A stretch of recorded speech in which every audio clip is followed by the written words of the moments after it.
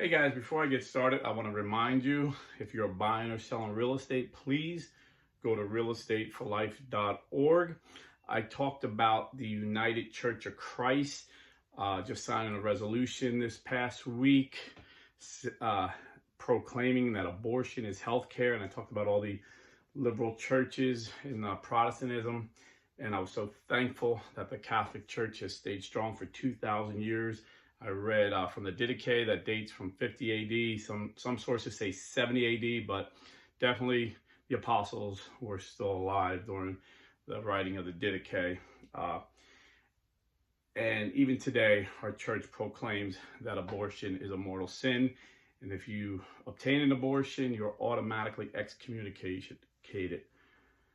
But God loves you and has mercy, and the church is calling you back to confession to get right with God.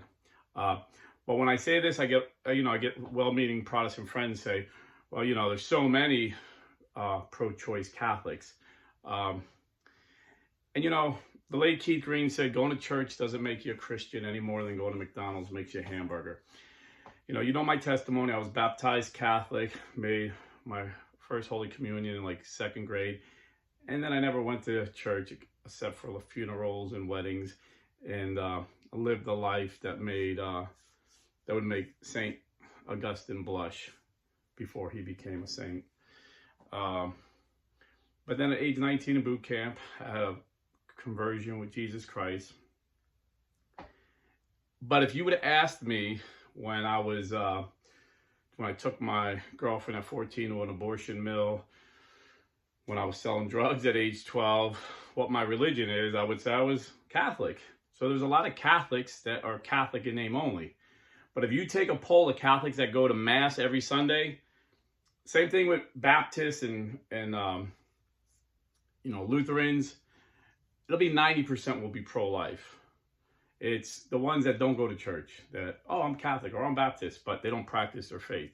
That's how you get so many so-called pro-choice Catholics and pro-choice Baptists or whatever the church is. So I'm thankful that the official teaching and the faithful in the Catholic who submit to the authority of the Catholic Church know that abortion is the gravest of mortal sins. So again, if you're buying or selling real estate, please go to the only pro-life real estate company that I know of, realestateforlife.org.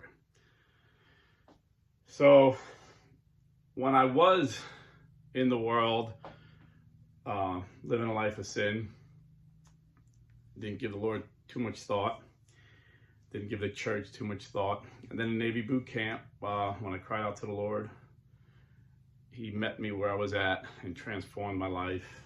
And I became so excited in love with Jesus. Went to the first church I could walk to. Once me and my wife got married, we got married right out of boot camp, and then got a little apartment near the base, and didn't have a car yet. So first church we walked to was a Disciples Christ Christian church. I talked about them the other day, part of the Restoration movement, the Bar and Stone movement in the 1800s. Then shortly after that, I met a friend, and he gave me all these Chick tracts. We used to call them Chick tracts, little comic books by a man named Jack Chick.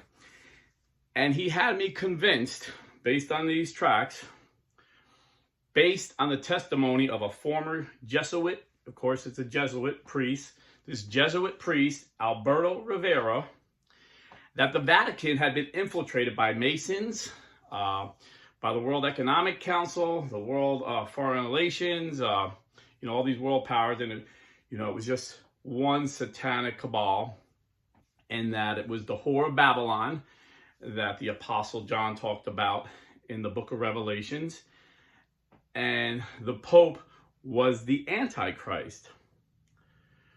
Well, then a Protestant magazine that I read, Christianity Today, exposed Jack Chick as a liar and a fraud, and exposed the supposed Jesuit priest Alberto Rivera, who was never a priest. He was actually had a long record of fraud, writing bad checks, embezzlement. He was a criminal, basically. And they made this up. And why did they make it up? Because Jack Chick made a lot of money I realized, wow, this is like a business. This is like an industry within Protestantism, anti-Catholicism. And the money was so good, this guy became filthy rich.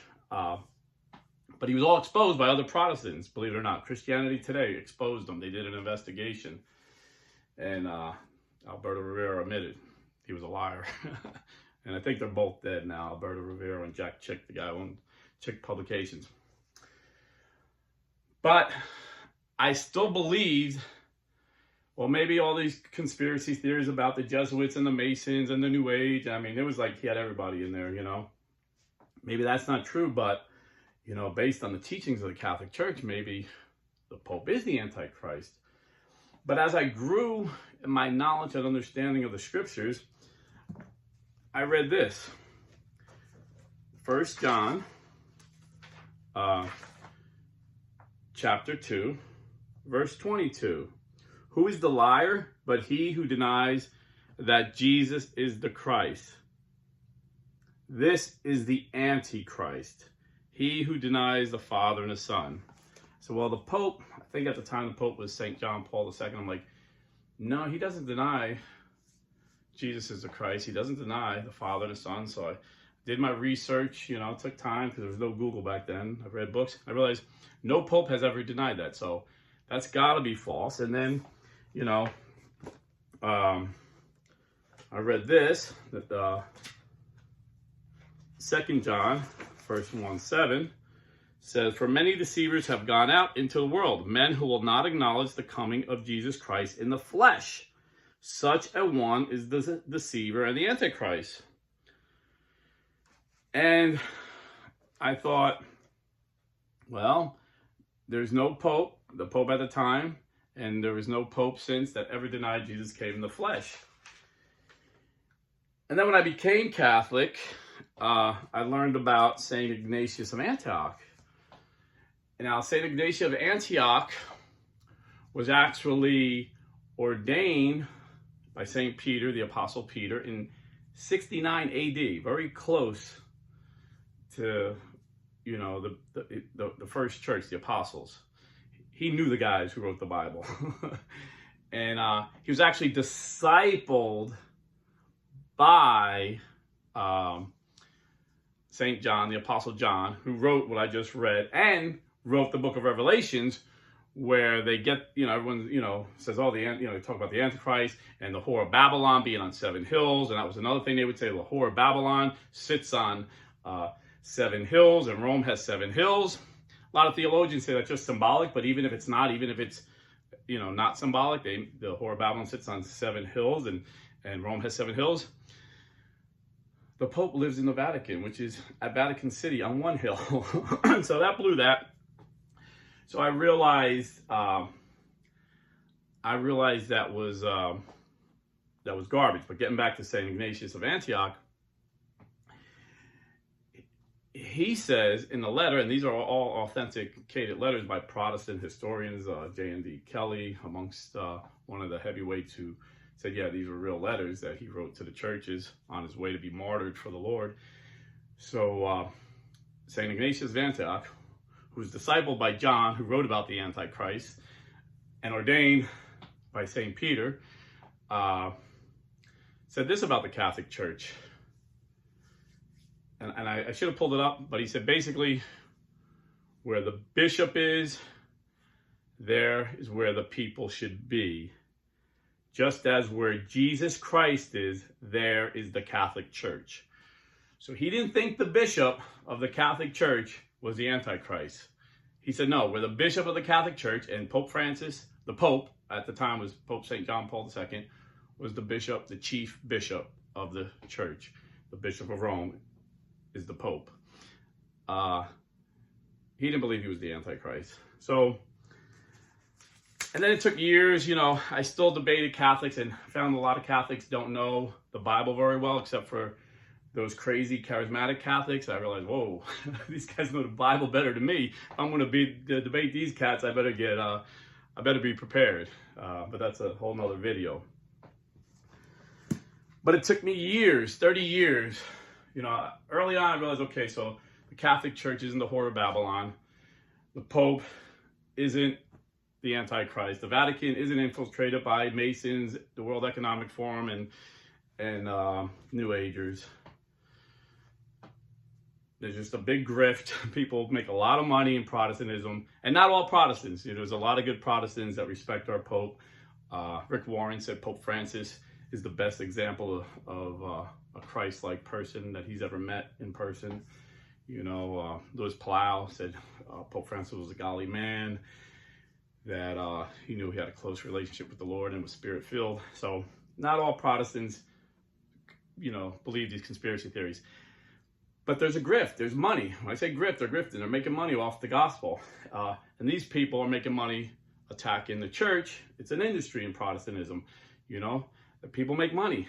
And then most Protestants don't have the time. Most Christians don't have time they just trust people. And that's why I always say, it doesn't matter who's right, it matters what's right. Because so many Christians, they like somebody, they like their personality, they think they're a godly person, so they believe anything they say, And, but what I realized through studying church history and studying the scriptures of 30 years, and I had some great pastors, some godly men, like I said the other day, I had a pastor who had a PhD, and he used to be a school teacher. He could have become a professor and made at least double what he was making as a pastor.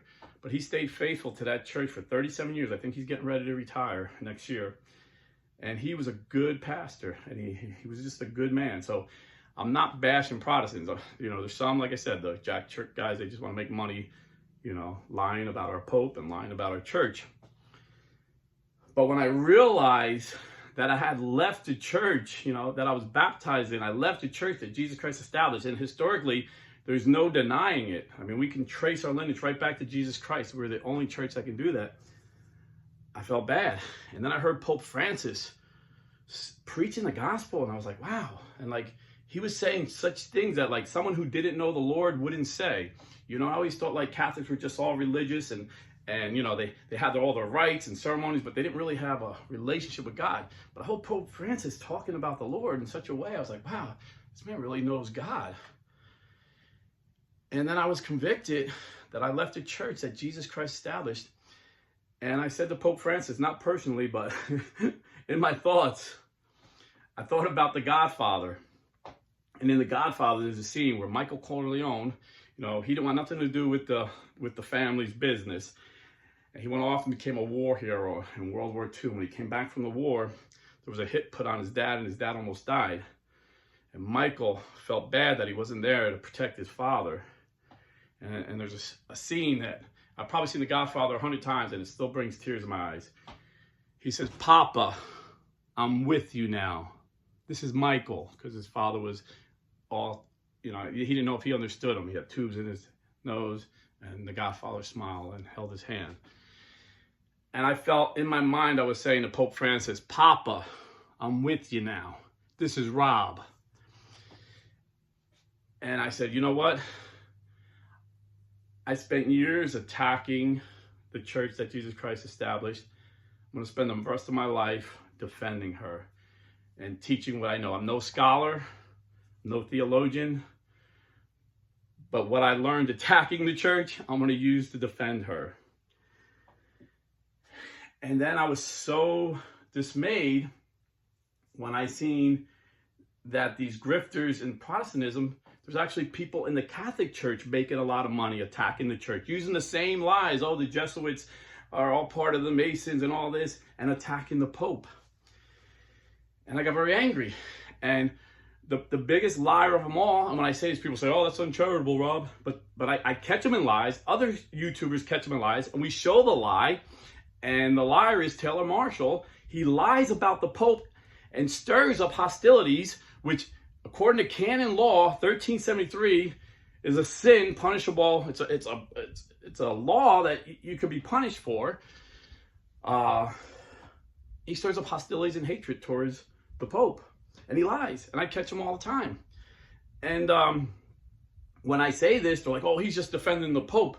But they get mad at me for calling him a liar for lying, but they don't get mad at him for lying about the Pope. It's kind of like when Julian Assange stole Hillary Clinton's email, and we seen she stole the election and lied about Bernie Sanders when, you know, she stole the primaries. She lost to Trump, thank God, but it was clear as day. She colluded with CNN.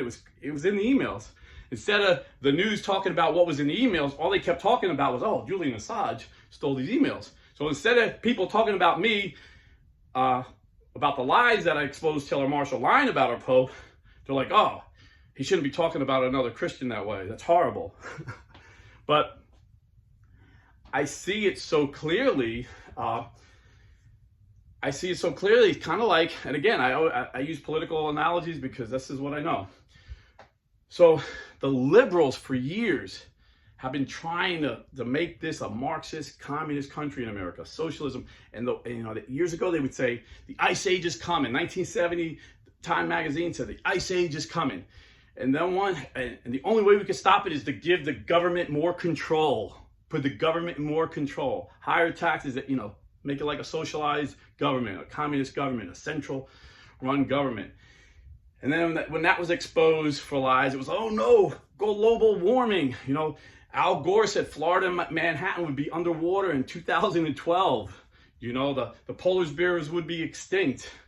The reality is, now that we know there's more polar bears than there was when he said that, and in Florida, I live here, we're not underwater, and every other prediction he gave was a lie, they're like, okay, well, there's oppression of black people. We need more government control. And I'm here to tell you, I wouldn't notice this unless you have people on the left saying they're oppressed. But where I work today, I am the only white man. My boss is black, and all my coworkers are black. And nobody talks about being oppressed. They talk about going home and cleaning their pool. They all own homes. They all drive nice cars. We all have jobs. They're not being oppressed, and they don't think they're being oppressed. They don't talk about being oppressed. We go to work and we work, But this is, they make these false crises. This is what the left does. So they have to come up with a solution, and the pandemic was another one. But I gotta watch what I say with that, otherwise they'll pull me down. But the left comes up with these false crises, and that's what I see these people doing in the church, a false crisis. So now Father James Altman comes out and says, there's a crisis. There's a crisis. So we're gonna have he said there's a crisis, and due to this crisis, the Pope is no longer the Pope. So he's in his own church. I called him a Protestant and said, well, what church does he go to? He goes to his own church, the Church of Altman, because he has no Pope. Just like the Protestants, they have no Pope. They're their own authority. He has no Pope. He said there's no Pope. He goes to the same church that James Coffin goes to, the church that they started with no Pope, protesting the one true Pope and the one true church. So he says this based on all his crises that's going on in the church, that this guy can't be the Pope. But now, I've had a lot of scholars on this show, and to say it as nicely as I can, I don't believe Father Altman is a scholar, so he may actually believe what he's saying. But I know he loves Dr. Taylor Marshall, who I would say he's a scholar. He's a very smart, educated man. He's a scholar. And when he was asked about him on the show recently, did you know he's running for president? He goes, I didn't know he's running for president, but I would definitely vote for him. He's a holy man. And he praised him. So he's getting his information from Taylor Marshall, who's lying to us all. And he said, well, what lies? Well, when I first came into church, I heard, oh, Pope Francis is going to allow gay priests. And I was like, wait a minute, I just read a liberal magazine, and then I verified it through Catholic sources that Pope Francis told a group, and the liberals were criticizing Pope Francis for this. He told a group of Italian bishops, I know the rule of the church was that the bishop can decide if a former homosexual wants to be a priest. He'll talk to him, and if that priest hasn't been attracted to men in the past 3 years, and he's been celibate and takes a vow of celibacy, it's up to that bishop. He could let him go into the priesthood. Pope Francis said, based on what we found out about the child abuse scandals, do not let any man in the seminary who has a hint of femininity. I read that in a liberal magazine that ripped him apart for saying this. And they said, Pope Francis, a homophobe. But the grifters making money in this industry kept saying, oh, Pope Francis is going to allow gay priests, because Pope Francis, like Jesus, loved the sinner and hated the sin. You know, when the adulterous woman came to Jesus, he said, I don't condemn you, but go and sin no more. So, you know, the Pharisees used that against him. Oh, he's a friend of sinners, you know. You see right here, Matthew 9 through 13. As Jesus passed on from here, he saw a man called Matthew sitting at the tax office, and he said to him, follow me. And he rose and followed him.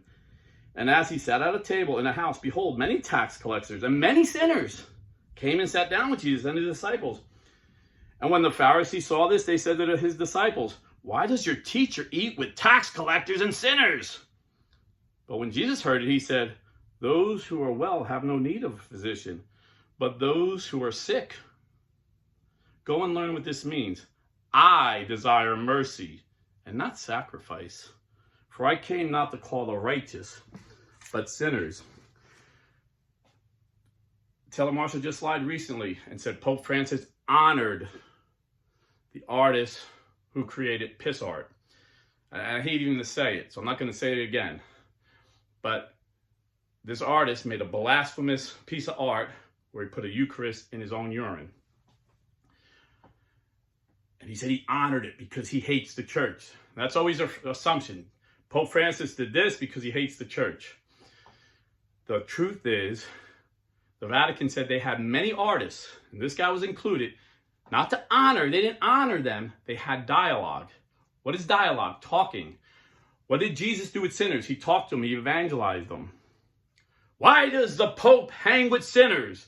The same reason Jesus hung with sinners. And then, you know, a few months ago, he made a video. Pope Francis says homosexuality is not a crime. And then he twists it and he starts reading all the verses in the Bible that calls homosexuality a sin, and shaking his head like, well, Pope Francis don't know his Bible. But then you read the statement what Pope Francis actually said. And he was talking to leaders of countries that kill people that are suspected, that have a hint of femininity, they kill them. And Pope Francis' exact words, which Telemarshall took out of context, he said, homosexuality is a sin. He says it. Homosexuality is a sin. And he had all his followers believing that he was saying it wasn't a sin. Yeah, Pope Francis said homosexuality is a sin, but it's not a crime. You shouldn't be killing people. That's the reality. He was there in the reality where mothers were saying, my son's a little feminine, and they put him to death. That's what they do. They stone him to death in these Muslim countries. That's all he was saying. Oh, then you heard, oh, he's going to ordain women. He's going to ordain women. It was Pope Francis who made it official that if a bishop ordains a woman, that woman will be excommunicated and that bishop will be excommunicated. And they're like, oh, well, he's going to allow same-sex marriage. When a reporter asked them that, I'm hearing all these rumors on these Catholic YouTube sites that you're going to allow same-sex marriage. And Pope Francis said that would be impossible. God created marriage between one man and one woman. No pope can change that. No church can change that. They're like, oh, okay, but he's going to bless same-sex unions. Pope Francis said this, the church cannot bless same-sex unions because the church cannot bless sin. Or what about Pachamama? Pachamama, he's an idol worshiper. He's worse than a heretic. He's actually a pagan. Our pope is a pagan. He worships idols. When I heard that, I listened to the video and I heard the woman say, this is Our Lady of the Amazon. And everybody was there said this was not an idol worship. This was, these people lived in the jungle. They haven't seen civilization in years. And this was their idea of Our Lady of the Amazon. So what did they want the Pope Francis to say? Like, oh, she's too dark, you know? I know Telemarshall, he tweeted out that he thought he was surprised that there were so many interracial couples on TVs. Like, don't you find this weird? No. Not unless you're a racist, you find that weird. So maybe that's what he didn't like about the Our Lady of the Amazon. She was a little dark. She looked like our brothers and sisters in the Amazon. But they keep saying that lie over and over again. What about Pachamama? What about ordaining women? What about same-sex unions? And it's all been debunked. But just like on the left, where we debunked the climate change alarmists, we debunked the race baiting alarmists, they still say the same lies over and over again, stirring hostilities amongst the people. You know? Why do they do it? The Bible says the love of money is the root of all evil. I always say, look, follow the money. Now, why do people follow them? Because most people are out there working. We don't have the luxury to be millionaires like Taylor Marshall. Most people have to work for a living. Most people don't. They have families they got to take care of. They love the church. They love the Lord. And they trust the guy. He comes across very pious. But it's a business for him. It's a business. And I knew it was a business when I had Timothy Gordon on my show. And it was live. And somebody asked him in the live chat, why did you and Taylor separate? He goes, well, you have to ask Taylor. He just cut me off. He said, my suspicion is that Taylor was a big supporter of the SSPX. And when I tweeted out the SSPX, he sympathizes with them, you know, but he said they're in schism. He said, since then, he cut me off, didn't call me. My daughter was in the hospital. You know, I called him to pray. He blocked my call. You know, his daughter was in for brain surgery. He just got fired from a job. He was struggling. He was going through a trial. Taylor just cut him off the minute he said something bad about the SSPX. Because guess what? Taylor makes millions from his books, lying about the church and lying about the Pope, but he makes a lot of money from his Patreon account. People donate money, and most of that money is coming from the SSPX. So he doesn't want to offend them. Now, people always say, oh, well, you know, you're attacking him because he's rich. No. I had a lot of rich people on the show. I'm sure, I don't know people's personal business, but I'm sure Dr. Scott Hahn is wealthy. He's written 100 books maybe, but all his books tell the truth, and he edifies Catholics, and he brings Catholics in. He was instrumental in bringing me in. You know, he's an honorable man. He doesn't lie. You know, even if he disagrees with the Pope, he doesn't disrespect him because he's a faithful Catholic. You know, I'm sure Steve Ray does well. He was on the show. You know, the Bible says a worker is worthy of his wages. And when I got laid off due to the pandemic, my son put up a Patreon, and I get a little bit of money, not enough to do it full time, but it helped me. It stops me from doing a part-time job. And, you know, for a little bit I did. And, you know, I was working at Capone's. I did a couple of videos with my Capone outfit. It was like a dinner theater. I was a server slash actor on the weekends, but I couldn't make as many videos. So when the Patreon went up a little bit, I was able to quit that. So yeah, so I don't mind you guys donating to my Patreon account, but I'm not going to sit here and beg so I don't have to work. If it's God's will, I don't have to work. Some wealthy donor will put some money in there, and I know God wants me to do this full time. But so what I'm saying is I'm not bashing people for being supported by their followers. There's a lot of great guys on YouTube that are, you know, deserve support. But if you're making money like Jack Chick lying about the Catholic Church, and that's what Taylor Marshall does, you're like another guy. You're like another guy from The Godfather. You're not like Michael Corleone. You're like Fredo, the brother who backstabbed Michael Corleone because he didn't like the way Michael was running the family. So I see Taylor Marshall and I see Fredo. I see Father James Altman and I see Fredo. Guys that left the family and they bash our Holy Father. Fredo went against the Godfather. Taylor and Altman go against the Holy Father. And they say, well, what about James Martin? Well, I made a video about him. James Martin is very sneaky. You know, I'll give James Altman credit that he tells you he don't believe the Pope is the Pope. He don't believe church teachings. You know, they're wrong. But Martin's like sneaky like a snake. He doesn't come right out and say anything, you know, where you could peg him on. And you say, well, why is Pope Francis keeping him close? Well, you know, the Godfather gave advice to Michael Corleone to keep your friends close and your enemies closer. Maybe that's it, you know, because everyone thought, well, why is he kind of promoted McCarrick or something? And they're like, why did he do that? Well, he got him closer to him, and then he defrocked him. It wasn't Pope Benedict that defrocked McCarrick. It was Pope Francis that defrocked him. Gave him the biggest punishment he could give him. But he had to get him close. He had to make sure. You're not going to, I mean, that's a big thing to defrock somebody. You want to make sure. So maybe that's what he's doing with James Martin. Either get him close or maybe trying to get him to repent. Who knows? You know, we would probably do it differently. But guess what? We're not the Pope. Just like when I was in the Navy, I would see the Admiral do things. And I would assume he knew things that I didn't know. I'm like, why did he do that? He must have intelligence that, you know, us enlisted guys don't know about, you know? But I wouldn't go on YouTube and bash the Admiral of the Navy. Come on, you know? And just like, you know, imagine if there was a YouTube and there were priests like Altman and YouTubers like Taylor Marshall during World War II. During World War II, a lot of the Protestants said our Pope was a Nazi sympathizer because he didn't come out hard against the Nazis. Well, after the war ended, we found out why. Because he hid over 900,000 Jews in our churches. And he had an agreement with the Nazis. They'll stay neutral as long as you just leave our churches alone. And the state of Israel gave our Pope, that Pope, the highest award you give the civilian. And he got awards from like every major Jewish organization. In fact, the chief rabbi of Israel became Catholic because of what our Pope did for the Jews. But if you didn't know, if you weren't in one of those priests hiding the Jews, you would think, what's wrong with this Pope? Why isn't he speaking out against Hitler? And if you were making money on bashing the Pope, oh, Taylor Marshall would have every day, the Pope is a Nazi. You know, the Nazis have infiltrated the Vatican. Seriously. So why does Satan hate this Pope so much? Well, since Pope Francis has been Pope, the church has grown more than any other time. The church has outpaced the growth in the past 10 years of the world. You know, when Protestantism in the past 10 years, all the major denominations has lost growth.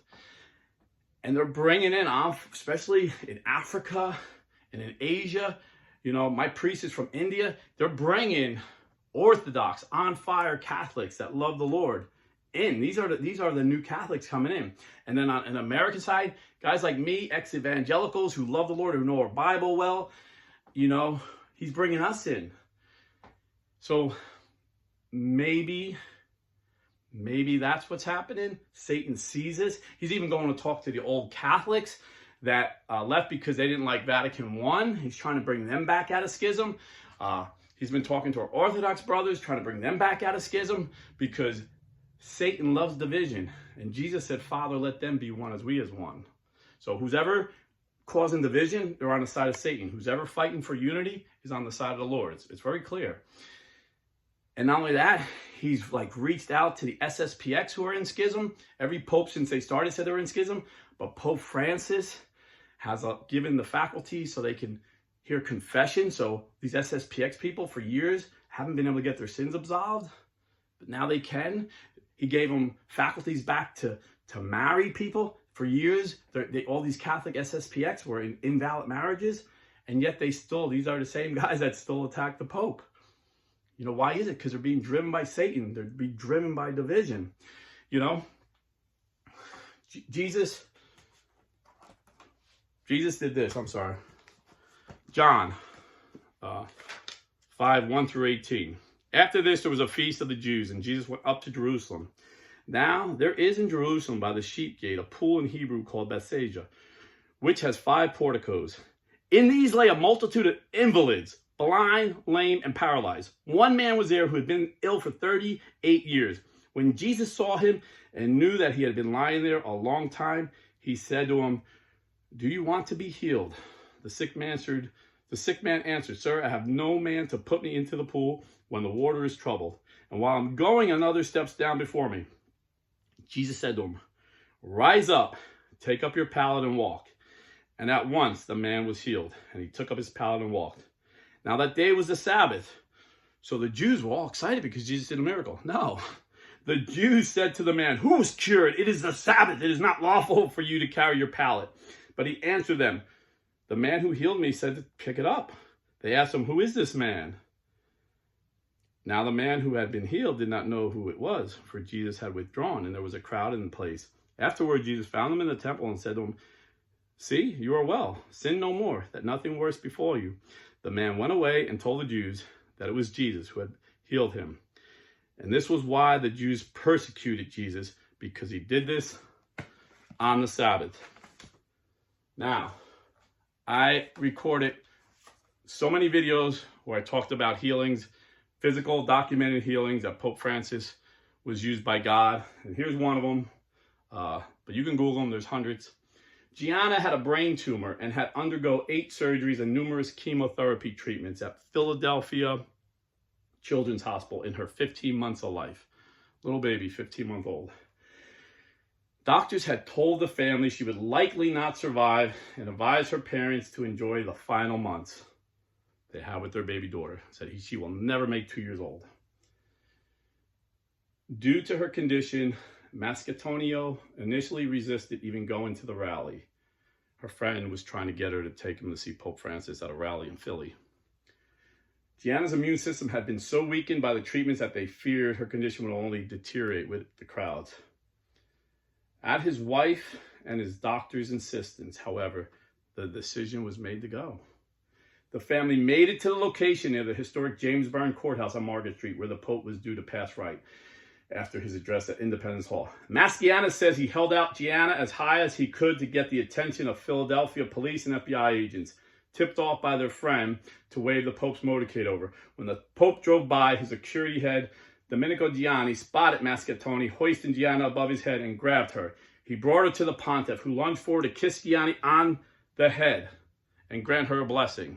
She had a brain tumor. He didn't even know who this baby was, but he kissed her on the head. It was the luck of the draw, said Mascani. We believe it was definitely a divine moment.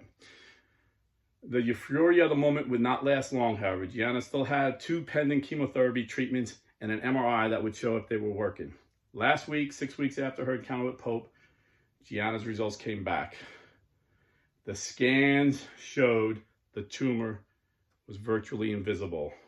The doctors were astonished. The doctors were honest. They say this: the kiss was God's work, that's for sure, said Masciani. But the miracle was him giving us the platform. So that was, I think, 2015. That baby is cancer-free and alive today. You think any of these YouTubers that make money bashing the Pope talked about that? No, they ignored it. And they talked about some scandal, oh, Pope Francis, tell Marshall, here's another video. Pope Francis is a heretic because some Pope said that if you're a sinner and you reject Christ, you're not in union with the church. And Pope Francis gave this homily where he said, we all share in communion of the saints, even those who rejected the faith here on earth. We're still in communion. And if you listen to the whole thing in context, he's saying people like me, I was a Catholic and I left, but I was a Protestant, but we're still in union here on earth. When Taylor talked about that, and you can look at it, I'll see if I get it pop up at the end, he took out that whole thing here on earth. And he said, we can't have communion of saints in heaven with non-believers. And he was saying here on earth. And the whole context of it was that we all need mercy from God. We all are sinners saved by God. So he was talking about, so when Pope Francis was doing these miracles, all these YouTubers that hate him were talking about all these lies that they said he did. Oh, he's pro gay marriage. Oh, he's pro women being ordained. Oh, he's pro transgenderism, when Pope Francis clearly says transgenderism is demonic because the devil wants to steal your identity. Pretty insightful from, I think, pretty accurate too. But they never talk about that. And they're like, oh, well, he don't talk about abortion. I've heard him say clearly, abortion is the gravest of mortal sins. Hiring an abortionist is like hiring a hitman, But Jesus didn't come in to condemn the world. He came to save the world. John 3:17. Pope Francis is a son of the church. He gave his whole life up for the church. He was a bouncer. He had a girlfriend. He felt a calling, and he gave up. He didn't become rich. Our Pope makes no money. He gets 3 coins, and you don't even get to keep 3 coins a year, and you don't even get to keep him when he dies. They bury him. I think they bury him with him or something. That's something like that. But he doesn't get a salary. But Satan hates. Satan don't want people to call him the miracle Pope. If we had an honest Catholic media, we'd all be calling him the miracle Pope. But Satan knows that one day we'll be calling him Saint Pope Francis. So he wants people to get angry. When that happens, just like the Sedevacantists and the SSPX that hate St. John Paul II, they hated it when the church canonized John Paul II, Pope John Paul II. There's going to be so many people hating the church. And Satan is going to be laughing, causing division. So don't be a Fredo. Stand with your Pope. He's a good Pope. But Satan don't want you to know that. You know? And I know a lot of you guys are just so busy to do your research. So just know this. No matter how much you like a person, if he's going against the church, get away from him. Always side on the church. The church has been here 2,000 years. The gates of hell will not prevail. Luther thought he was going to reform it and just started a new church. The old Catholics thought they were going to reform it and they started a bunch of churches. The SSPX thought they were going to reform it and they started a church. You know, now there's these group that wants to start a new church with canceled priests, and they have no authority from the bishop. They're just going to start it. Basically Protestants. You know, they didn't give any names, but we'll have to wait and see what they form. It'll be another schism, you know. And just don't be Fredo, man. Be faithful to your father, man. Someone talks about your father, don't take it. Always stick up for the family. Never go against the family, you know. And you know, Jack Chick and those guys who attacked the Catholic Church, they would take scripture out of context and twist it. And like I showed you, I would have to figure it out in context and see they were wrong.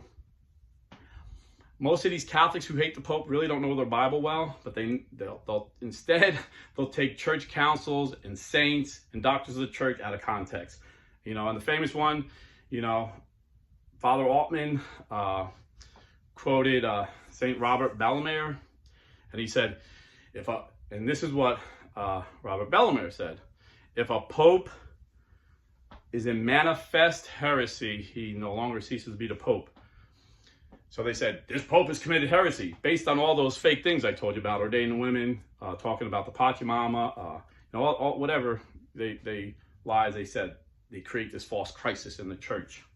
But what Bellarmine actually said, if you read his whole statement, he said, yeah, most theologians believe that if a Pope is in manifest heresy, which manifest heresy is the key word, means that you were warned twice by the church, by the College of Bishops, and you knowingly defied them and kept in your manifest heresy, which that has not happened. He's not in manifest heresy. And then what they leave out is St. Robert Bellarmine goes on to say, most theologians, including myself, believe that no Pope could do that because Jesus gave the keys and the authority to St. Peter and the gift of infallibility, yada, yada, yada. Basically, it's not going to happen. He said it won't happen. But if it did happen, there wouldn't be Pope. So you see how these people twist even saints? They take it out of context. So they're liars. I mean, maybe Altman believes it because you heard Marshall say it, but I'm sure Marshall knows he's lying, you know. But the money is great, and the love of money is the root of all evil. So I had a lot more I wanted to share, but just remember, don't go against the family, you know. Pope Francis is doing great things, and the devil don't want you to know that. The devil wants you to be hateful. Just think about it. Google the fruits of the Spirit, and then Google the fruits of the flesh. A man walking in the Spirit has peace, joy, love, forgiveness. A man walking in the flesh has anger, strife, jealousy. Do these people stir up your spirit or your flesh when you listen to them? Just think about it and ask the Lord to show you. Because there was a crisis in the church. The worst crisis this church has ever seen. It was the child sex abuse crisis. And in the past 10 years during Pope Francis's pontificate, he ended it. He ended it. Even the guy who wrote the article that led to the movie Spotlight, he's a secular writer who investigated the Catholic Church and came up with this. He said Pope Francis has ended it. Like now we get like one or two, maybe I think in the past 10 years, the worst was 6 allegations of child sex abuse compared to the American public school system. The Chicago city of Chicago, one little city, had 3,000 sexual abuse allegations in 1 year. The whole school system in America has like 300,000 a year. So, I mean, one is too much. One is wicked and evil and from the devil.